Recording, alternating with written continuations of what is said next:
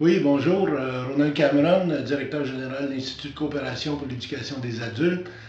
Alors, on a invité, dans le cadre du grand rassemblement international qu'on organise pour le Conseil international d'éducation aux adultes au mois de juin, on a invité Greenpeace et Patrick Bonin à venir intervenir dans une session plénière importante en début d'assemblée sur les enjeux des changements climatiques et, en quelque part, l'éducation aux adultes. Autrement dit, l'idée est de voir comment le monde de l'éducation, ceux et celles qui se battent pour le droit à l'éducation partout dans le monde, peuvent agir dans la mobilisation qui se développe actuellement pour résister par rapport au changement climatique. Patrick, cet automne, il va y avoir des rendez-vous très importants, autant pour le monde de l'éducation des adultes, les objectifs du millénaire, ou le rendez-vous de Paris. Il y a des liens dans tout ça. Pourquoi celui de Paris est important pour la société, mais aussi pour le monde de l'éducation des adultes? Bien, cette année-là, c'est ce qu'on appelle l'année du climat. Donc, c'est extrêmement important, cette négociation-là, pour que les pays arrivent à s'entendre pour éviter des bouleversements climatiques catastrophiques.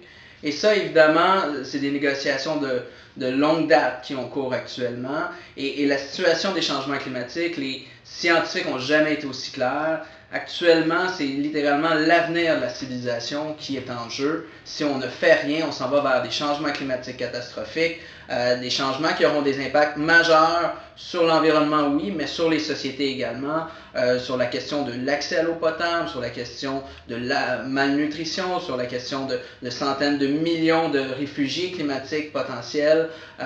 Et donc, il est encore possible d'éviter ce scénario catastrophique, mais pour le faire, il faut littéralement que d'ici 2050, on passe à une société 100% énergie renouvelable. Il faut qu'il n'y ait plus d'émissions de gaz à effet de serre au monde, de CO2 à partir des combustibles fossiles. On parle de 2070. Donc c'est un changement rapide, fondamental, majeur. Il faut mettre de la pression sur les gouvernements pour qu'ils s'entendent à Paris, mais il faut également qu'il y ait une forte mobilisation, il faut également qu'il y ait de l'action sur le terrain et qu'on bouge et qu'on ne soit pas dépendant d'une entente internationale. Ce n'est pas une finalité et surtout, une fois le papier signé, ce ne sera pas la fin. Il va falloir qu'on accélère cette transition énergétique-là et qu'on s'en serve aussi pour justement améliorer les conditions de vie, les conditions sociales, donc de faire d'une pierre deux coups, de travailler sur des enjeux de développement durable et de réduction des émissions de gaz à effet de serre.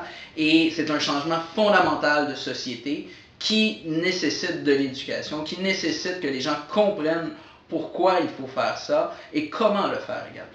Oui, tu parlais justement des exigences au plan de l'éducation, mais ça peut être tout simplement un ajout. Pourquoi le monde de l'éducation devrait se retrouver dans les mobilisations qui vont avoir lieu cet automne autour des enjeux climatiques?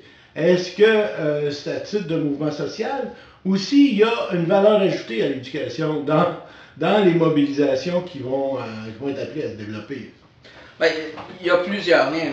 Le premier facile, c'est de voir que ce changement de culture, de société, c'est un changement qu'on veut implanter à long terme. Et pour le faire, l'éducation est le véhicule par excellence incontournable pour arriver à faire ce genre de virage-là où on n'utilisera plus de combustibles fossiles dans à peu près 45 ans, plus ou moins.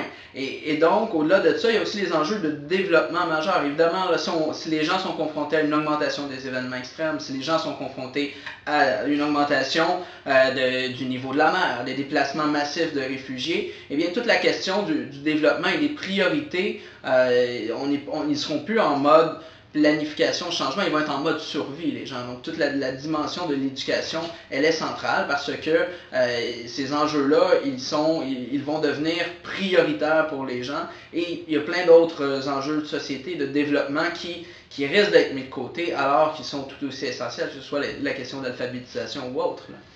Alors, c'est parmi les points qu'on va avoir à discuter au mois de juin. Donc, c'est un rendez-vous du 11 au 14 juin à Montréal pour la 9e Assemblée mondiale du Conseil de l'éducation aux adultes. Merci.